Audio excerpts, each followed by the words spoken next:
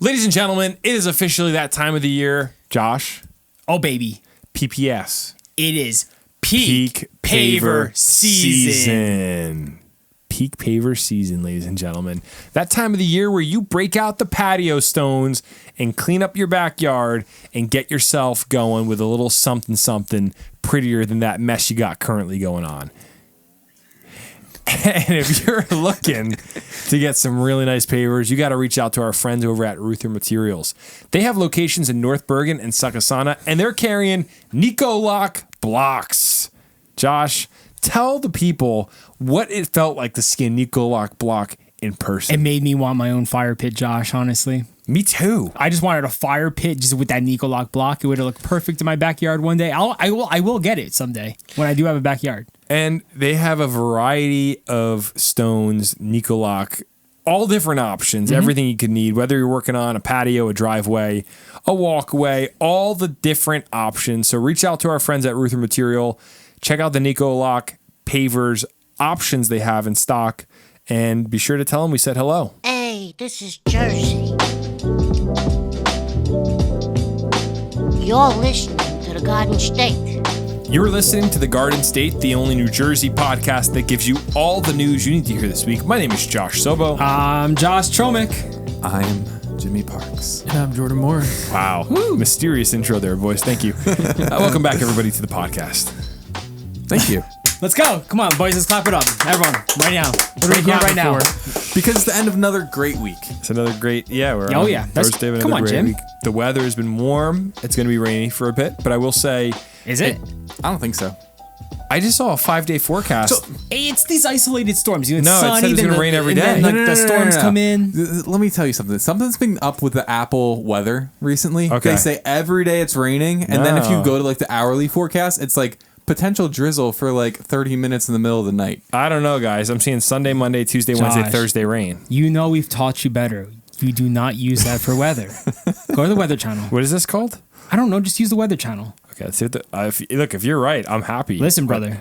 We would not lie to you. I'm See- seeing, looks like partly cloudy is all it's There you go. Okay, so I don't know why Apple does that. That's why I don't touch it. It's recently been so bad. It throws everyone off, and then everyone comes to me being like, "Josh, you said it wasn't going to rain." I'm like, "It's not." You know, it might be a conspiracy of some sorts. Maybe they're trying to make people stay inside, use their iPhone some more. Or maybe Download Apple's more apps. Maybe Apple they're the ones that are cloud seeding, you know?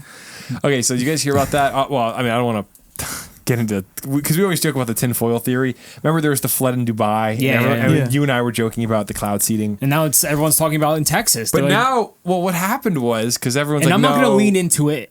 They weren't cloud seeding. I'll tell you that. No. Well, they were, but that's not what caused the storm. Because the CEO of a cloud seeding company came out the next day and was like, we did cloud seed the day before, but that's definitely not what caused the storm. Yeah. And you're like, dude, you can't say that. Yeah. Like, because everyone's going to think there's a conspiracy going on. What did he say they were cloud seeding for? I didn't read into it. And then the Wall Street Journal had a fact-checking piece saying, oh, this is all fake. But the guy was in an interview saying he did it. So I don't know. But I'm so mad with the whole Texas story because like I've been following weather my whole life, and you just see the radar and how this storm forms, and these things happen. It just was so unfortunate, and everyone's like, there should have been more warning signs. It's like you can't. It's like Hurricane Ida here, how Jersey flooded like crazy.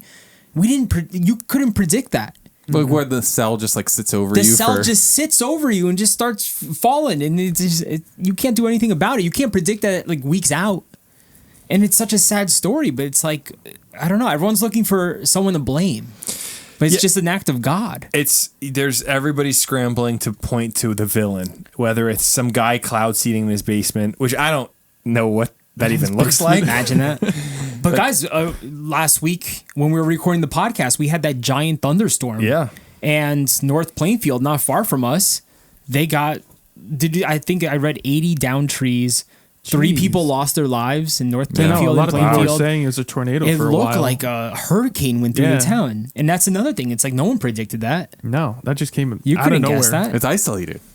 It was crazy. Sobo almost got hit by lightning walking into the pod last week. I remember. I That heard was those- scary. Oh yeah. Yeah, it Super was about that. very crazy. How's that only a week ago? Yeah. It feels so long It does ago. feel that burrito was really good. I had. We were just talking about that before. I think we should start doing that weekly. I think so as well. It really brought the mood up in the room for the podcast. For the listeners, we got dinner before we recorded last week. Where was it from? Taco de Ojo in Westfield. Oh my goodness! What is it? Taco de Ojo? De Ojo, yeah. De Ojo. It's so good. So good. It The was the eyes in the taco. Yeah. the best Wow. taco I've ever had. Well, I was gonna say that was.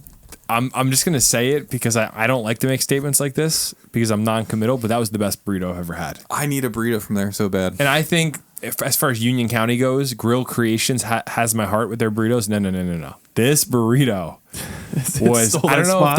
if what they were putting in it, but it was fabulous. It was I a have great to go burrito. try it. Since What's I the didn't. inside of it like? Is it like, can you sit down in it, or is it more of a just Yeah, like a... no. Oh, I thought you meant the burrito. He's going to describe every layer of it. No. Josh was about to give you all the details on his Because I beer. was literally visualizing every bite of this burrito while I was talking about it.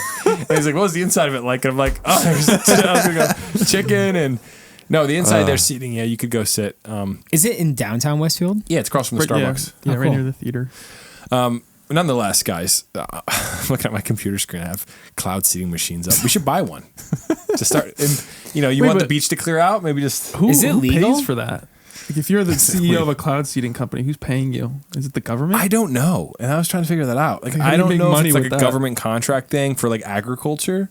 Maybe It's a for real- farms. I don't it's- know. It is a real thing. That's the crazy part. And I know it sounds fake because it's so ridiculous. Like, because I know that the tinfoil people always are like making stuff up about this, but it seems like you could make some clouds and make it rain. That's the thing. I'm curious how many or how much rain they can make, like in a sounds like matter not of a lot. 24 hours. It's like they can't produce like over a foot of rain in just a few hours, like the actual weather event. I don't think was. that's even possible. But what I was wondering is, could cloud seeding escalate a storm that's pre-existing? I have no idea even how cloud seeding works, Like a little, so it's like I can't answer steroids that. for the beast. You know, Probably like- not. Nonetheless, if we haven't lost all our listeners by now, we're going to talk about other things besides cloud seeding. But why did we even get into that? Because we're talking about the weather. It's not, Because going to you rain. were over reading there. a It's gonna false rain. Apple weather report that it was going to rain every single day. Oh, okay. Which it's not. So last weekend was 4th of July weekend. I wanted to briefly just talk about stuff that happened around the state over the weekend. We all went to the Firecracker 4-miler in Cranford. It was great. We were missing Jimmy Parks, who now regrets not coming. But That's okay. Did you tell him what happened to you while you were running? I heard. when I was about someone yelling Jimmy. Yeah. Oh yeah, I told him. Wait, I didn't Yeah. hear about that. Yeah, he was running. And Oh, I didn't tell you. Well, you tell me. No. Yeah, I was rounding like around mile 3, and all I hear is Jimmy, and like I turned back around. I'm like, wait, was someone calling like for me or something, or is there just a guy named Jimmy behind me? And that's what I thought because everyone's always cheering for their Yeah. friends and family. Anyway, just kept running, finished the race, and later on, some kid came up to me. He's like, "Dude, I'm so sorry. I was like a few steps behind you, and I thought you were Jimmy Parks, but then I looked and it was you're Josh Chomick. I'm just so sorry, man, for doing." I'm like, "Dude, it's all good. You thought Jimmy was running this?" Yeah. So Jimmy, people were thinking about you over the weekend. Yeah. Jimmy has a big following. People get feisty around him. People always, Jimmy's got the park rangers. Yeah. Jimmy Park. I forgot about that. The Jimmy Park Ranger. Yeah. So we did the Firecracker 4-miler, and Josh ran the Garden State booth. Yeah. How was that, Josh? It was great. I got to meet a lot of different locals, some of which have listened to our podcast, some haven't. Some have seen our recent content around Fanwood. We made a video about the Oh, apartments. people said stuff? Yeah, a few people, and they were like, "That's the first video of yours I've seen. Are you that guy?" And I was like, "Yeah." And they're like, Nice. "Thank you for making that. We're so sick of it." Oh, nice. Let's Yeah, go. so it was really nice to meet the locals, townies. It was a great time. I really enjoyed that. I think we should do more of it in the right setting, of course. But otherwise, 4th of July weekend was pretty much perfect. The weather was great. We couldn't have gotten a nicer weekend. I got to go down the shore, went to Island Beach State Park. Beautiful time. What did you guys do? Anything interesting, really Jersey related? Well, I just want to say one more thing about the race. I was Yeah. running next to Jordan, and like all Jordan starts hearing is ka-ching, ka-ching, ka-ching. And it's my watch giving me notifications that you're making sales. So I was like, Nice. all right, Josh is crushing it right now. And that just pushed us to run even faster. Yeah, we sped up. And then after like 2 miles, Jordan, just dipped. I was like, Jordan, You go. told me to. Yeah, because I was You're like, like, you're going to go. go faster. I was like, don't wait for me. Just go finish in your I was time. like, all right. And you had an amazing time. You broke 8. Yeah. I mean, according to Strava, I did 7:45 miles. It's amazing. But You guys explain your time so in the most confusing way. Listen, Josh, before I ran, you used to do it too. No, you should say you ran the race at an 8-minute pace. Okay. I'm learning. I don't know how What'd to you say it. say? I said 7:45. That 7:45 means what? The pace. I said 7:45 miles. You ran the race at a 7:45 pace. Yeah. Then just say that. You guys, every time you're like, I'm planning to do 8. I'm planning to do 8. For what? What does that even mean? So Jordan finished 7:45 pace. Yeah. Yeah, you did the race at a 7:45 pace. Nice. Yeah. And what was yours? Because Yours it's is like good. if I was running a 5K and I was like, you can't run a 5K in 8 minutes, of course. No. But usually you would say your total time for the race. I ran in 25 minutes. I'm learning these things. I have no idea. Like, because a 5K you would go based off, but I guess a 4-miler is different. You would give the mile time, but I feel like you should stipulate that. yeah, and I don't even like what is a 7:45 pace with a 4 mile? So what did you finish at? Like 30 minutes? It was around there. You know what's crazy is I saw the first people running across the finish line, and it was because it was the parking lot got very quiet. It was just like random people that spouses were running. And then the first person runs across at like a 5-minute pace. Well, he did it at a 4:44, I think. Really? Yeah, he Yeah. broke 5. And then so people are coming across and but then it's still pretty quiet. And then Jordan randomly comes out of nowhere. He's like, "Oh, would you say you ran 7:45 pace?" Yeah. So Jordan comes across and it was still really quiet. Like he had to be like He was up there. top 20% of runners. Did you don't actually even see know what what it number, was. what place you were in? I didn't even check. No. Should we check the leaderboard? I think you should. I feel like you I'm were going to be like embarrassed if you check. just go How to the many website. people ran it in JC's. total? I think like 1,500. Yeah, it was a good amount. All right, here we go. Morris Jordan came in 287th place. Wow. Nice. Come No, on, that's not amazing. It though. says you ran a 7:54 here. Okay, so yeah, Strava's always like slightly off. That's out of 2,200 people. You came in 200th. That's pretty That's good. really good. Next year. I gotta that's do like- better. I want you to break Hopefully, 100. I think we all want to do better. Jordan, Yeah. next year, break 100. I want you in the top 100. What? Well, I'm curious what the threshold is for that. Josh Who came in Oh 100? yeah, let's see what 100th place is. Yeah, what pace do you have to Hold on, run for I have that? to refresh this. If you want to break the top 100 this year, you would need to run a 6:49 pace. So you got to finish in less than 27 It's doable. minutes. It's doable. So you just Wow. got to crush. Could you bro. do that, you think? In a year, probably. Yeah, just with some training. I think Lots you of got sprints, this. huh? What'd Yeah. you say the pace was for the first place person? Like 4:45. That's crazy. People are crazy. Like the first place kid finished 19 minutes and 7 seconds, 4:46 pace. Second place had a 5:07 pace. I think I met those kids. They came to our booth and they said they knew the podcast. They were really nice. And they said, yeah, we did a nice tempo run at 4. Wait, did they really? Yeah, I think it was those kids. Or maybe it was another. They were either low 5s or high 4s. But they said it so casually. I was like, what did you say? What do you mean? They were like both Sheesh. 6'4" they run for Stevens, the college. Yeah, like all these kids are like college runners that are like finishing like in top places. They're Yeah, it's nuts. sick. It's sickening. But it was a cool experience being able to do a run. Like It I was a never lot did of that fun. with thousands of people. Yeah. So inspirational. Did you guys catch any fireworks this weekend? I didn't get to. I saw a little bit of some fireworks. Yeah? But not a full show. I saw, so Chomik and I actually saw them at the Hudson River, and we saw both Jersey Cities and the Macy's fireworks Wow. by the Brooklyn Bridge. It was awesome. I saw some down the shore, and every single year in this one spot. So like I go near the bay where you could see like all the fireworks shows at one time. But every single year in this one spot, these guys come and light off fireworks, and every single year they mess it up where it explodes on the ground.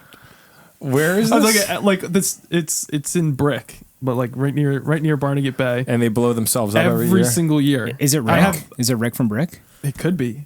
Maybe. But I think my sister got a video of it this year. I got a video from a couple years ago where all of a sudden one will just shoot off towards the people. What's wrong with them? And But everybody that's- just like starts. I'm like, listen, why do you guys keep That's doing part this? of 4th of July. That's part of the experience. You want a little bit of threat of death.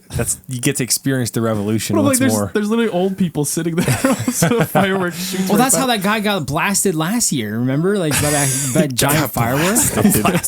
It's dangerous. You know, You kill someone. on the Macy's fireworks point, Jimmy, how much longer until Macy's has to surrender the fireworks in the parade because they can no longer fund these experiences? That's a good question. Because Like- I feel like we're getting there. Do you think that New York City is like the actual ones who do it, and Macy's is just like the big sponsor? That's a good question. I mean, I feel like for the fireworks, why would New York City give the credit to Macy's for that type of thing? That's Because got to be $1 million in fireworks, no? I would say way more than a million. Yeah, way more. Who would be the next big sponsor? I don't know. Probably some like tech company, right? It would have to be the Amazon. Yeah, I was gonna say Amazon's Amazon, the fireworks. Apple. Well, who's our Macy's now? So the Macy's 4th of July Firework Spectacular is primarily funded by Macy's in partnership with the city of New York. 6 million. 6 million buckaroonies. So it begs the question, these former ancient kind of giants of industry in our country, like Macy's, Sears, all the big ones, they're going away. Sears is pretty much gone, I guess. Macy's is slowly fading away. Are there still Searses out there? No. Maybe they're all gone. There was like a weird Sears like appliance place Like the Sears hardware. that like lasted a little longer than Sears, but then that went away too. Which is crazy because Sears was like the Amazon before Amazon. They were the original. People don't realize that. The mail order catalog was Sears homes. We talked about this before, I think. Yeah. Like my dad grew up in a Sears home. Yeah, my parents bought not my parents. My parents' house they live in was a Sears Roebuck house that delivered it. That's what we need to bring back for our generations. You need to be able to order the parts for a house, spend $100,000, and you get all the parts, and you just build it yourself. And too bad you just can't find the property. You have to go out to Sussex County. That's but it. Nonetheless, I'm glad everybody had a great 4th of July weekend. Should we go into some mailbags here? What do you think, Josh Chomick? Yeah. All right. So if you want to call into the mailbag, the number is as follows. 908 67 99 99 3. It's your buddy Brendan. I was just listening to last week's podcast, and I had a few things to mention. I was going to say first about the cell phones. I just still can't understand. I've been thinking for a while. With all the technology we have, I don't understand how like schools or certain businesses, if they want, couldn't get some kind of technology or an app where it kind of blanketed all the phones, all the students' phones in the school, so that when they were in the school, the entire time they're in the building, they can't use any function of the phone except for like the emergency call or like maybe to call or text like, one number, like that being their parents' number or something like that. Like I know you could block it where people can't go on Wi-Fi or something like that, but I would just think with the technology we have, I don't see how wouldn't be able to like blanket all devices in there because it would kind of be helpful to limit not only the students but the faculty so they're not on their phones, at different times of the day. And then another thing was the diner. You guys definitely should get a diner and also think about making like a little podcast studio in the corner of the diner so it could be live. You guys do podcasts live while people are there eating food, and you do like a little Q&A or something after. And then the last thing is about the Bay. I think Josh was thinking of the Raritan Bay, which I've said this for a while before Trump even did a thing. It needs to be the Bay of New Jersey. Because people always get it like it's got two names. I feel like on the left side, on the western side, more towards where it comes out of the mouth of the Raritan River, it's the Raritan Bay. And then out near Sandy Hook, people call it the Sandy Hook Bay. But it's really, I believe, just the Raritan Bay. But if there's so much confusion there, it really should just be the Bay of New Jersey, considering New Jersey surrounds it on like three sides. So have a good week, guys. This is what the problem with Brendan is. He doesn't even know about the Delaware Bay. It's massive. Is it? Yeah. Well, I was referring to the Upper Bay. It's called, which is I was calling it the Hudson Bay. You were talking about Hudson Bay, yeah. Which say sorry to Brendan. Brendan, I apologize. Jimmy and Brendan, you guys gotta like fight. We should do like a UFC event. They're always beefing. But okay, so he touched on a few things in that call. The first thing he wanted to discuss was cell phone jammers. Yeah, I mean, like, could we do something there? Probably. I mean, easily, but the parents don't want that. The parents don't want. The parents don't want that. I just think that we should just have strict rules enforced, like everybody else always had. Like, you don't do certain things in school, and if you do, there are actual consequences. Suspend kids for a week if they don't want to listen. See, the thing is, nowadays there are no consequences to anything. You can't even fail in school anymore. It's like the whole no child left behind thing. Nobody fails in school. Like, you need to fail kids. You need to go, no, you're going to stay in 7th grade again for another year and all your friends are moving on. That fear of being left behind was enough to freak kids out. Remember summer school? They don't do that anymore? I legitimately think to get left behind in school, I'd love to hear that teacher call back in. I think it's a lot harder now than you probably have to miss like Which literally is why, every day. You guys didn't hear about Missouri? I think it was Missouri, one of the southern states. People are always like, New Jersey has the best schools in the nation. Our schools are the best. Well, there was a southern state that said, we're going to stop passing kids that are failing. We're just going to leave them behind. And immediately they're like, they immediately ranked like one of the top states in the entire nation for schooling. So the fear of God into them, dude. But I think a lot of and I don't want to speak out of terms. I'd love if someone's on like a school board to break this down for me. But a lot of the standards for how we judge the quality of schools is things like students passing, right? So like you're incentivized not to fail kids as a school. Why would you want your school to be failing kids? That's going to make your school look worse. Do you know what I mean? Like it's a death spiral. You want to make sure kids are graduating, the system's working, kids are going through. I mean, that's a very ignorant, high level overview. But I think back to the original point is you just need to enforce rules and stop being so soft with people. I feel like I agree. My high school had one of these things. It's called Our Service Sucked, and you couldn't use your phone in school if you wanted to. That is kind of true. It was horrible. Just take down the cell towers near the school. There's your problem. Make it a dead zone. There's your problem fixed. The whole school was a dead zone. And then you just couldn't give even teachers refresh Twitter. Just give teachers Wi-Fi. Yeah. There you go. Yeah. I think we found the solution there. To the other point, though, he asked about the diner. Maybe one day, Daddy Bucks, Josh Chomik's going to buy us a diner. Yeah, Brendan, maybe if you want to maybe support us, a little investor right there. I know Brendan's got some cash buried in that farm of his. We should put the diner on his Christmas tree farm. Yo, a little collabo. We could figure it out. But no, thank you, Brendan, for calling in. Let's do another call from our friend down in Brick. What's good, Garden State? It's your boy Rick from Brick. We have two things here I want to say. First off, rest in peace, Daniel Ortiz. He's a tow truck driver from Ronaldson's Towing that died on 287 when his truck got hit trying to get a car out. And they had a massive funeral procession of tow trucks for him this weekend. And second thing, on a lighter note, down in Texas, there's a Coast Guard from Jersey. His name was Scott Ruskin. He's a petty officer, third class. He alone is responsible for rescuing 165 victims from the floods out there at the Camp Mystic. So I figured that's a good thing to mention. I put that story in the Discord for you guys to check out because there's even a little video interview with him on there. And that's all I got for you guys this morning. Peace out. Thank you, Rick. Thanks, Rick. Actually, both of the stories he mentioned are in our lineup tonight. That's a good segue into the news, but he had mentioned two there, the first being the tow truck driver that fatally was killed on 287 while I guess he was, getting out of his tow truck to prepare to tow a vehicle. And then also this Coastie, I believe he's in the Coast Guard, that rescued 165 victims out of that tragic flood in Texas. So I think this is a good segue into the news. What do you think? Yeah, I think we start with Texas story then.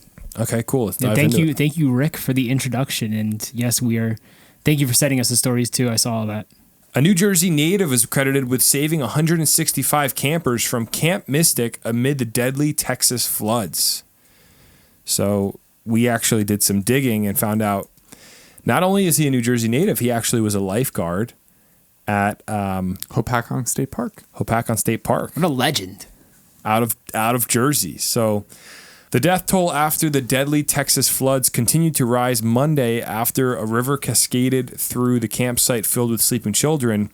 10 children and one counselor are still missing as the round-the-clock search and rescue mission continues. A U.S. Coast Guard rescue swimmer, Scott Ruskin, was lowered to the scene by helicopter. Here's a quote. He said, "I got on the scene, boots on the ground, Camp Mystic, and discovered I was the only person there as far as first responders go. I had 200 kids terrified, scared, cold," Ruskin said.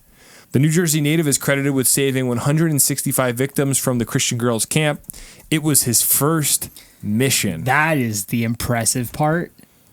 Yeah. So 165 victims is a lot. Yeah, but you're just for one guy. And it's your first mission. This guy's a hero.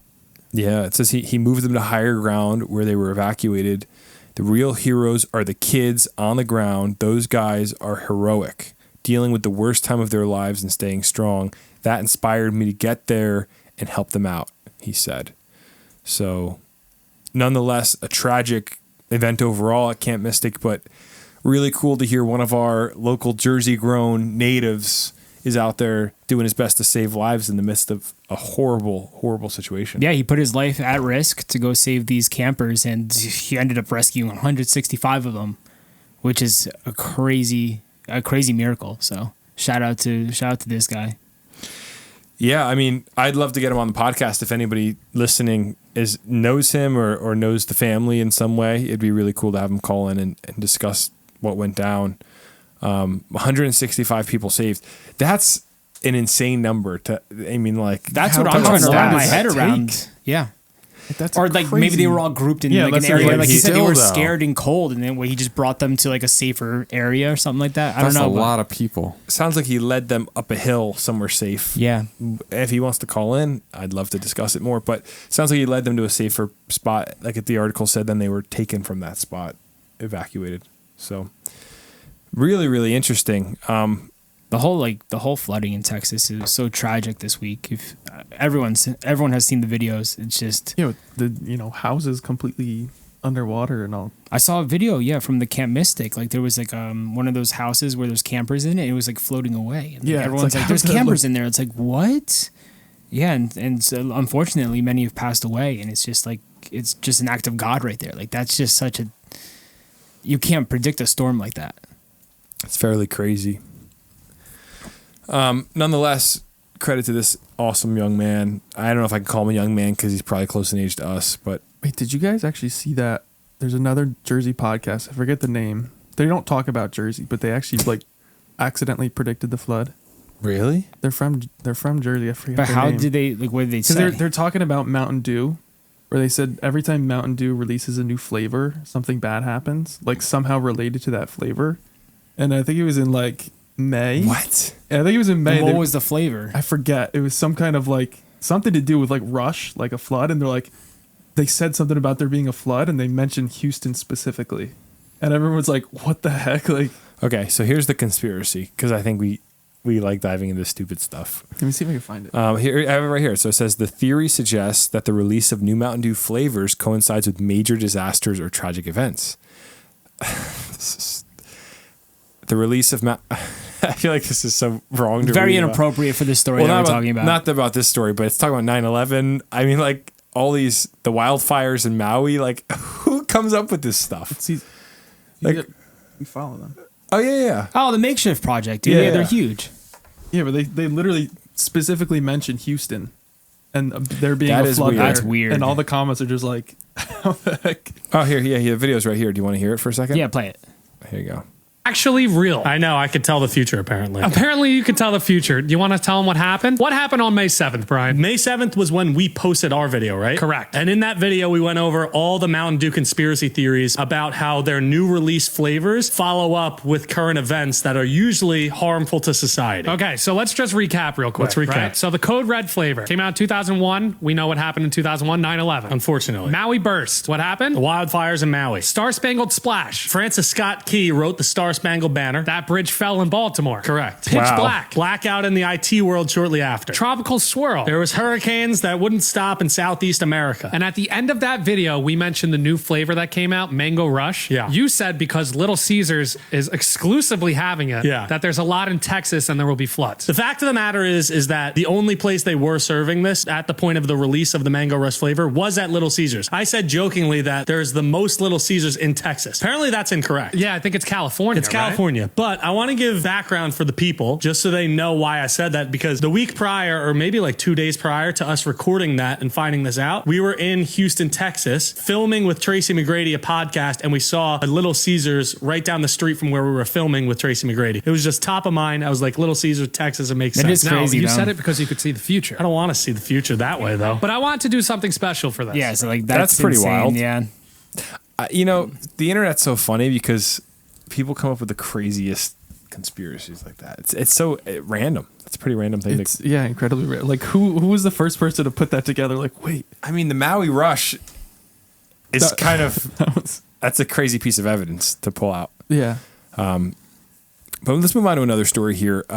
Another interesting one. A lot of tragedies this week. Yeah, you know what? Just how it went. At the race, someone came up to me and said, "Could you please end with a happy story every week?" And I think that should be the move going forward. And we tried today. We tried.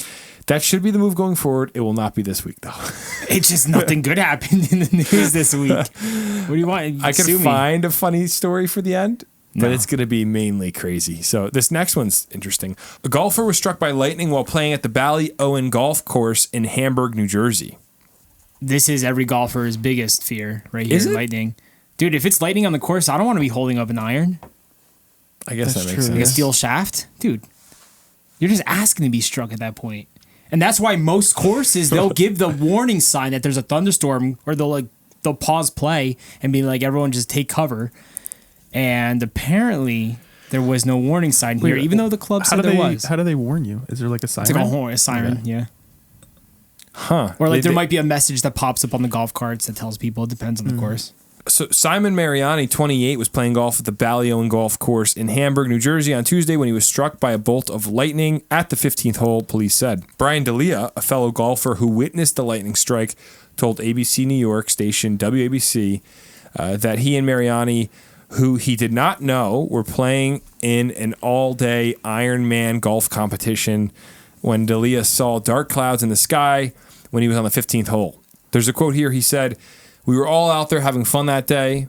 D'Elia, who captured the stormy clouds on camera, was playing at the 14th hole, but decided, okay, this is enough once the lightning struck and ran inside the clubhouse for safety," he told WABC. D'Elia also said, "As an adult and as an avid golfer, when I see lightning, I'm not going to sit there and hold a metal golf club, so we immediately left."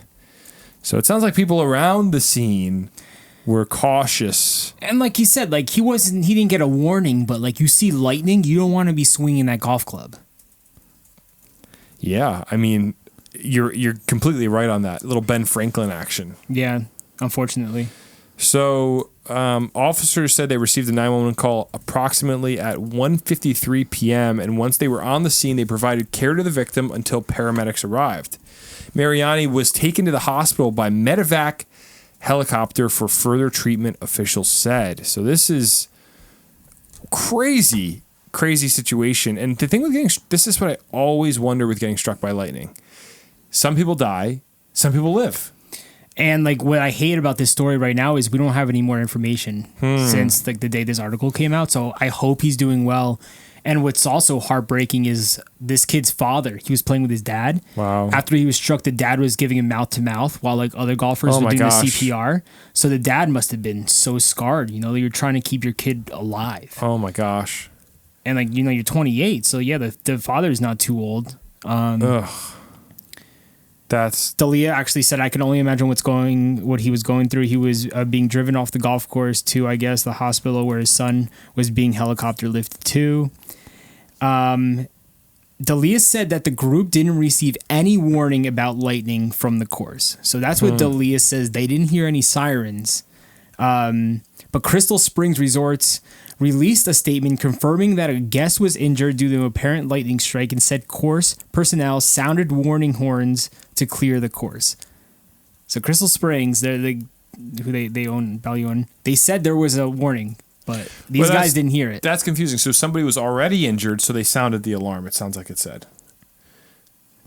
Someone was injured, so they sounded the alarm. Is that how it came across, Joe? I don't know. I think they're basically saying like there was, or like beforehand that they did warn people. Okay.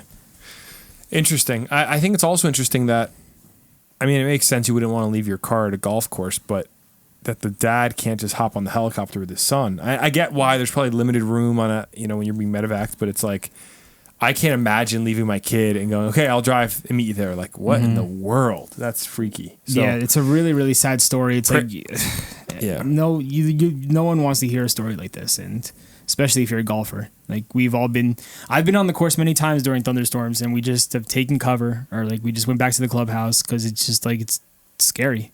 It's not worth it. What builds? Is it like static electricity? What is the force on the ground that causes lightning to strike in a specific location? You know, didn't we learn about this in like 8th grade? Yeah, we definitely did, but I do not remember. That's interesting. I was surprised. I mean, I guess this isn't a frequent enough occurrence that it's a major issue that we have to resolve. This is so rare that this happens, but it is kind of crazy, you know, that it does happen. And I don't know. Well, you got to think he's in an open field, mostly grass. Yeah. and like I guess he's swinging this metal object. Is it because it's like the only metal object in the area? I might sound so stupid right here, but does that make sense? I feel like this is where we defer to Jimmy. I'm not sure. I thought Chomik would be the one who. Same. Listen, I can read. I can read radar and tell you when the storm is coming. I can't tell you how. Huh.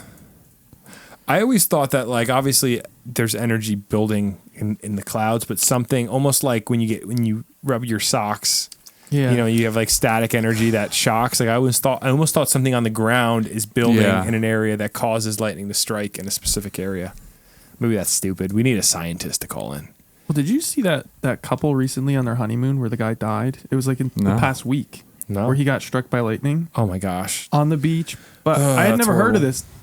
They call it like clear sky lightning, where there wasn't even a cloud in the sky and he got struck by lightning. No, really? So there wasn't a storm? It was, yeah. They said it was literally just out of the blue. No, that just got struck by lightning. That is an act of God right there. That's what I mean. I'm like, that is like, come on, insane. Wow. But that has to be super rare. Like you never hear about clear sky lightning. I'm assuming it's insanely rare because I'd never even heard of it. But I'm like, could you imagine like clear skies? Like you wouldn't even know what happened to the person.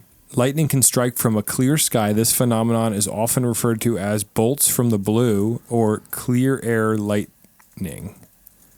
That's crazy. Wow. Something else to be worried about. When Yeah, what in the world? You can't even walk out on a bluebird day without worrying about lightning now. That's crazy. His honeymoon too. Like I know. I'm like that's horrific. Like his wife had to see that. Yeah.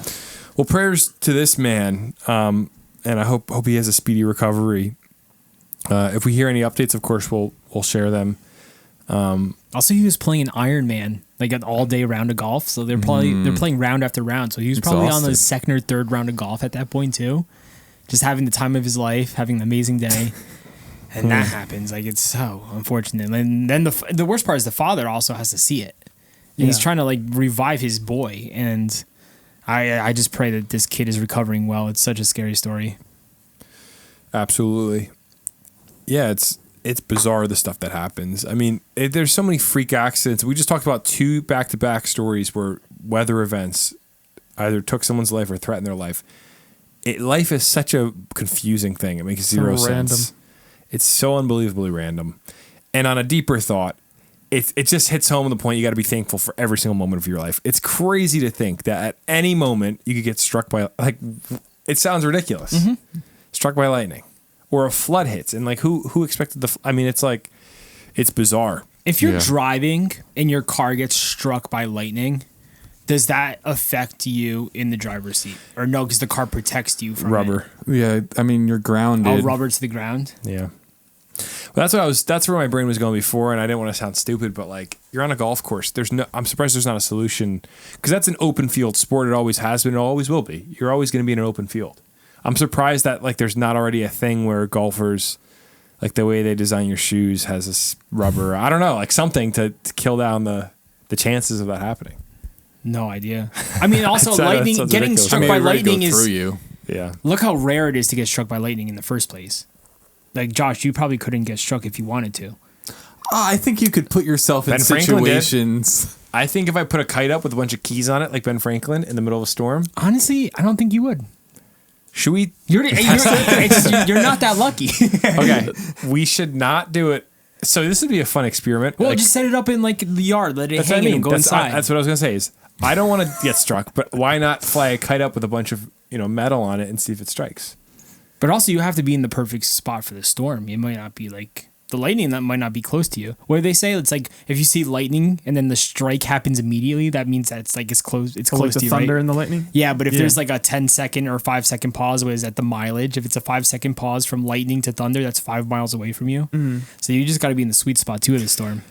I think lightning fishing could be a really cool YouTube channel. Guys that go out, there's storm chasers. Set up a camera and see what you can do. People that try to capture lightning. That's a crazy idea. Mm-hmm.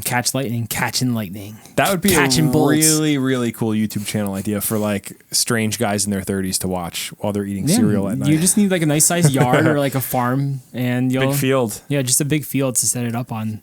And then a GoPro, of course. Everything good happens with a GoPro. All right, moving on to another story here. This is a ridiculous story out of Irvington, New Jersey. It's just New Jersey. So Sorry, guys. I don't mean to laugh. This story is ridiculous. Irvington, New Jersey wasted $632,000 meant for people struggling with addiction and spent it instead on concerts.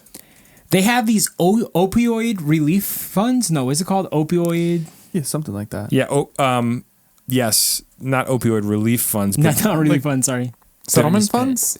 Yeah. It's a settlement money, or like settlement money. Mm-hmm. But like it's to bring awareness, right? So so isn't it awareness, concerts bringing I think awareness, it's also right? just like I think it's mainly supposed to be for like training, like you train your police officers and stuff on. Well, or Josh, buying like Josh, take the Narcan article and all away this and we'll stuff. figure it out. Okay. So first off, opioid awareness is a serious thing. And I feel like what Michael Scott's like when he's freaking out about rabies. Yeah. But this is actually a real thing as opposed to rabies. Irvington officials took $632,000 in funds meant to help people struggling with addiction and spent it instead on 2 opioid awareness concerts, steering the bulk of the money to a township employee who's a DJ, a state watchdog said in a new report released Tuesday. The township blew more than $14,000 on popcorn, cotton candy, carts, shaved ice, and other food, and almost $13,000 on a luxury VIP trailers for performers, and more than $205,000 to promote the summer concerts. $205,000. Where's this money going? Just to promote it? Like, give it to us. Give it to some people who are going through some addictions, bro. Help them out. Well, listen, $600,000. This should make residents of New Jersey. We should have nowadays. The internet's so amazing. We should have really powerful ways to know where every single dollar goes. And like an app. You should have an app on your phone that goes, it's the breakdown of the town budget, and you can use AI to search through it. Like, this is going to happen in the next few years. Because how many towns do stuff like this? Irvington spends $632,000 on some concerts. There's got to be better uses to help the people struggling with opioids. No? What do you guys think? Or was there thought, like, we're going to put on a concert to tell people about how bad the opioid crisis is? I want to know if they actually did anything for it, though, or if they just like. But they just either had the like, concert. oh yeah. So here's a quote from a state comptroller, Kevin Walsh. He said, these funds are supposed to be a lifeline for communities overwhelmed by the opioid epidemic, not a slush fund to host concerts and throw parties. Irvington wasted hundreds of thousands of dollars that should have been used to save lives and help people recover from addiction. Yeah, I mean, sounds like a fair argument there. So the mayor, Tony Voss, denied the report's findings, released a 36-page response, and vowed to proceed with a defamation lawsuit officials filed against Walsh's office in April. Wow. Mayor's not about it. So here's a quote. It says, "We've definitely been going back and forth with the comptroller's office over these issues for a while now, and we actually had to file a lawsuit because we totally disagree with what they're saying," Voss told the New Jersey Monitor. Totally. He totally disagrees. So he's like, so they're coming up with theories. We're just like, how are you coming to these conclusions? So it sounds like there's a dispute now between the state and this local, municipality. So the $632,000 was part of a more than $1 million Irvington has received in national opioid settlement funds, which pharmaceutical companies are paying to atone for their role in the deadly opioid crisis. How ridiculous is that? That these pharmaceutical companies are just paying out monies to towns, going, "Yeah, we know people died because of us. Here's $1 million." Like, let's go have a concert. Yeah, like, okay, like, isn't it? So you're trading human lives for just paying out money, and then the towns put on a concert. It just feels like kind of absurd at some level. No? Well, wait till you read the next paragraph. Yeah. So towns and counties across New Jersey, as well as the state itself, are expecting to receive more than $1.1 billion by 2038 and began receiving funds in 2022. But a state council tasked with advising public officials on the best use of the funds didn't issue guidance until last month. That's one reason why Walsh's scrutiny isn't fair, said Attorney Christopher Cunham, who represents Irvington. Every municipality is using the funds for a different reason. These funds were dispersed before there was guidance, and there was some term All there was some term evidence-based, proven evidence-based methods to combat the opioid crisis. So listen, if there was no guidance and they want to spend all the money on some concerts for the town, some community events, don't they have the right to do whatever they want? Of course, you can do whatever you want, but it just shows how ridiculous our leaders are. A concert to raise, like, I could think of 20 things more important than a concert. Oh, 100%. Yeah, I'm Do not you saying... really think the issue with opioids is that people aren't aware opioids are bad? No. I don't think there's like an awareness everybody issue. knows about them. I think opioids, I hear opioids, I don't think, oh, that's a great thing. It's, it's wonderful. So I don't think it's like, oh, like the money should be going to the treatment centers or like, yeah, I don't know, or to help people who are dealing with it with something. I don't know. I don't know how to use the money, but yeah, not for a concert. Yeah, I agree. I mean, is it Narcan that helps with opioids?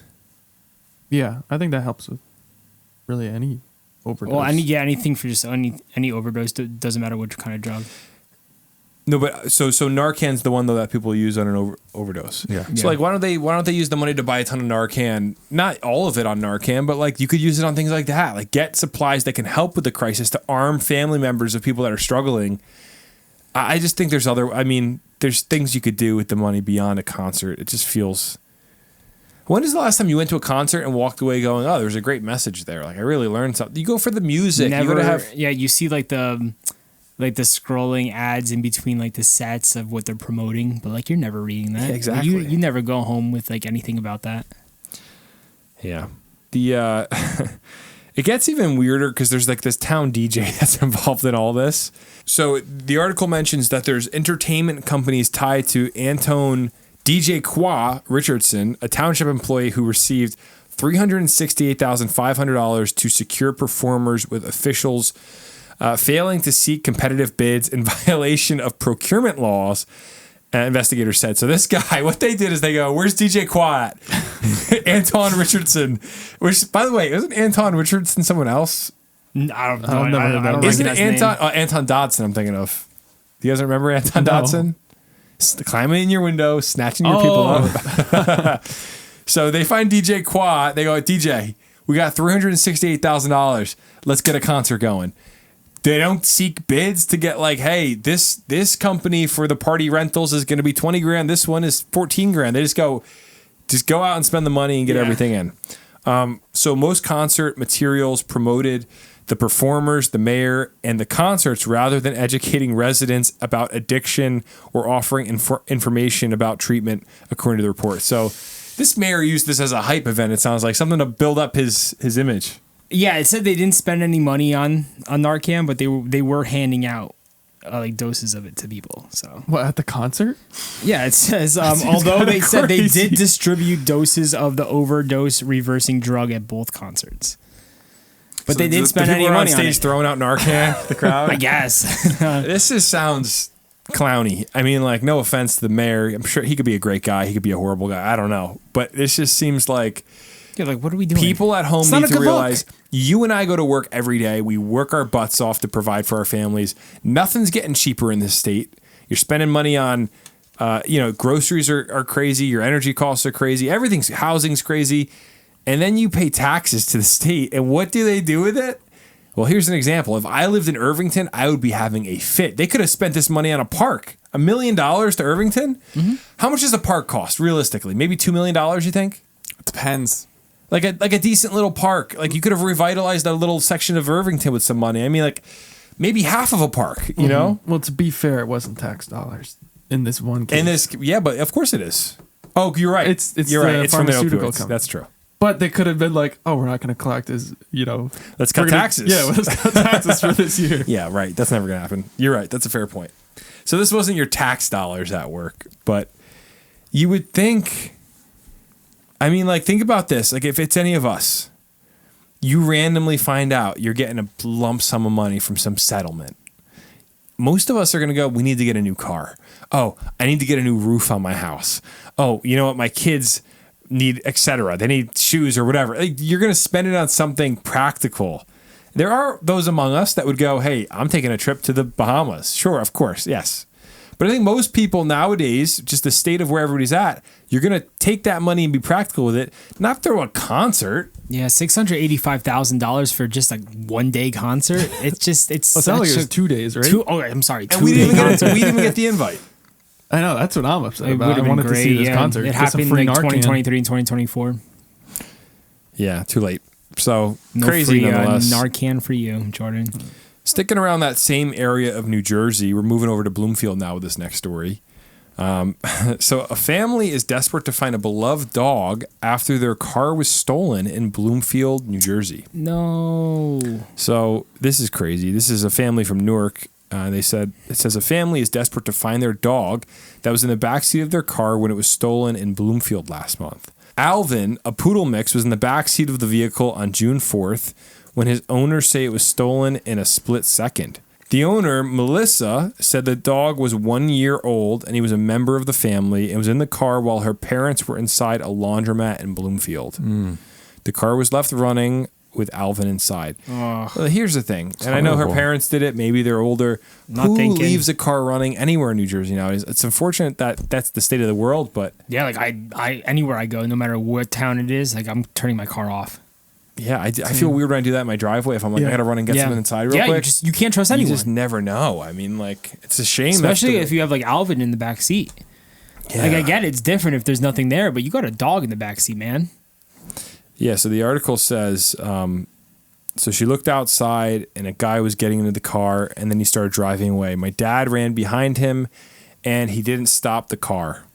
So, obviously the car was later found near South 13th Street and Avon Avenue in Newark, but Alvin was not there.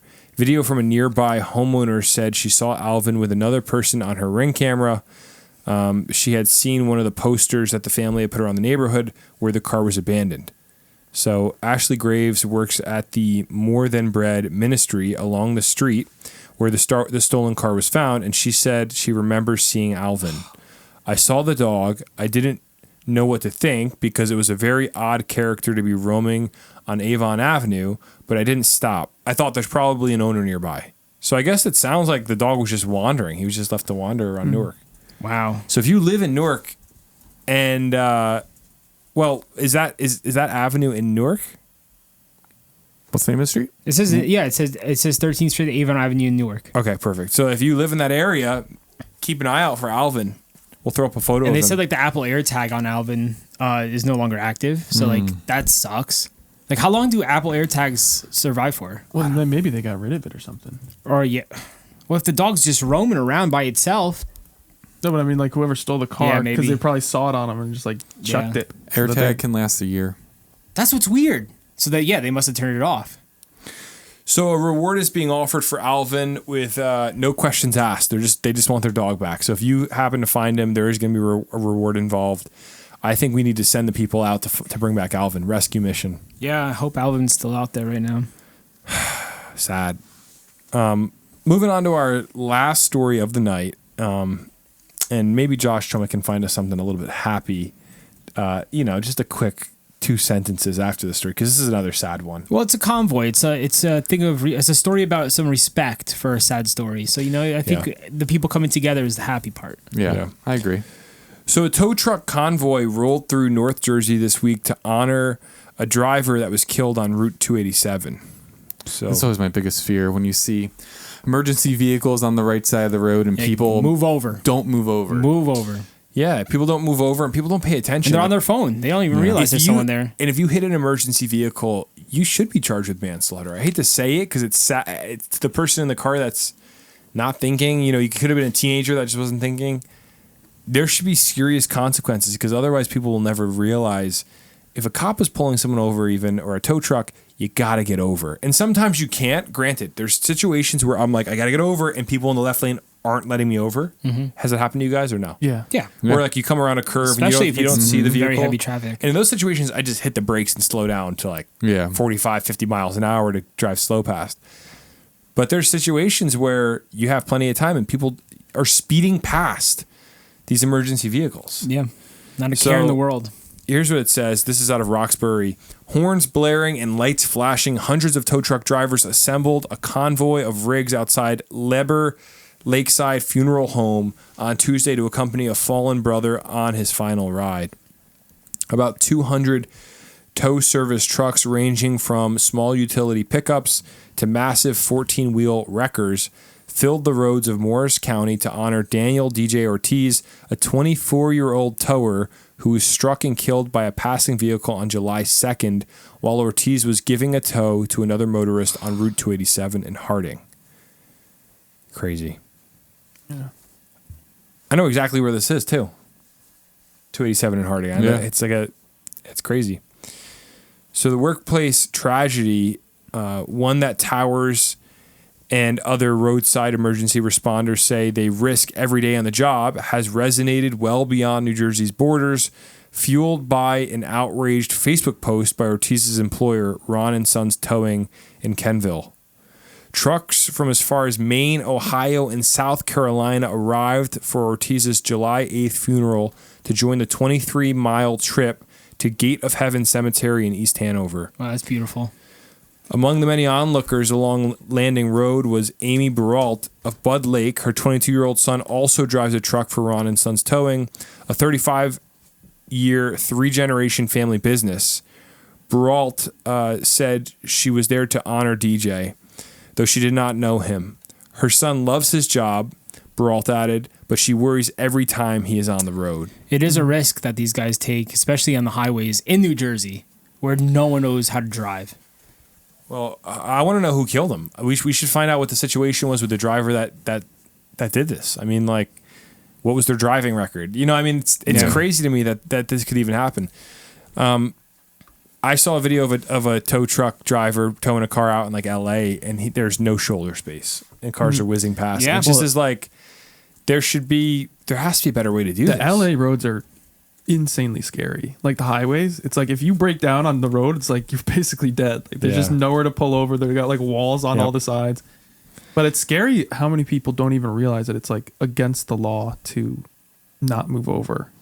Yeah. Where people just like, you know, you get in serious trouble for it. The back of people my are just like ignorant of it. The back of my inspection sticker tells me to move over. Do you guys have inspection stickers that say like don't text and like, drive? Stop for the school I'm bus not or whatever. sure if mine says anything. Mine says to move over. They have like those cool little images in the back. Mine says to turn my headlights on when it's raining. That's cool. Do you guys turn on your Wait, do you guys actually turn on your headlights when it's raining and during the day? Well, I think that your like newer cars automatically do it. As soon as you turn your windshield wipers on, your headlights come on. Mine doesn't. Well, that Neither does seems like a mine. personal problem. Like Josh, do you turn on your headlights? You have the oldest vehicle here. I would say Half the time. depends on if it's raining and bright out. No, but if it's raining and gloomy, yeah, usually I turn them on. Mm-hmm. That's like a habit. But the actual law is like anytime it's raining, it should be on, right? I don't know, but I'd imagine yeah. Yeah. If it's drizzling and bright out, it's like, oh, what's the point? But Yeah, I don't think anyone's gonna pull you over. It's bright out. nonetheless, But they could. They should I find something happy to talk about before we close? I just did like a look up at the top New Jersey stories this week, trying to find something great. Give me something good. A 79-year-old marathoner honors his late son's memory through advocacy efforts. That's kind of sad. Yeah, that's I thought sad, too. I thought I was going to say a 79-year-old ran a marathon. All right, go to the next one. A teens in Montclair brighten nursing home seniors' days with themed artwork. Okay, that's good. Come on, the teens of Montclair, they're doing something. Give me one more. I'm Let's feeling go. brighter already. A new luxury spa plans from a Nutley couple. Okay, so A Nutley They're couple is opening a coming business. out with a This is great. luxury spa. give me Great. something else. Come on. A celebratory event in Livingston featuring dance and Eastern cultural expression. Okay. I doesn't tell us anything more about it. Thanks, well, on that ChatGPT. Thank you, everybody, for listening to this week's podcast. We so appreciate all of our listeners for tuning in. We will be back next Friday with all the news you need to hear next week. You might not be. I may not be if the baby comes. We'll see. My baby's... What are we taking a break, a little summer break, or we're actually going to do this thing without the captain? We could do it without him. I'm going to take 1 week off. If you guys want to take a week off, we can all take it off. If Josh has the baby this week, we're going to take a week off. If we're here next week, that means the baby is still on its way. Yeah. Still in shipping. Not delivered.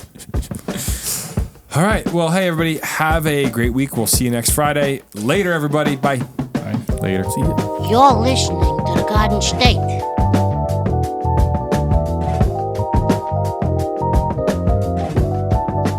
The Dirty Jers.